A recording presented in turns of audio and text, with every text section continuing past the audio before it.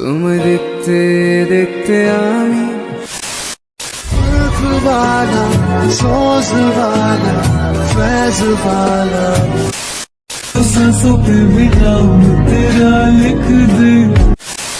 বাংলাদেশের number one YouTuber Rakib হোসাইনকে চিনেন না এমন মানুষ খুব কমই আছে।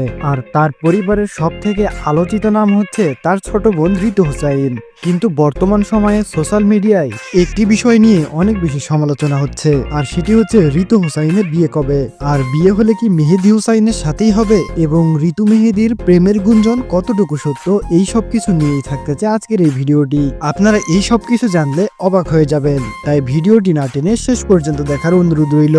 বন্ধুরা, রাকিব হোসাইন টিমে মেহেদী হাসান যখন কাজ করত তখন থেকেই অনেকের ধারণা ঋতু এবং মেহেদীর মধ্যে বিশেষ কিছু সম্পর্ক রয়েছে, যদিও কখনো কেউ প্রকাশ করে কিছু বলেনি।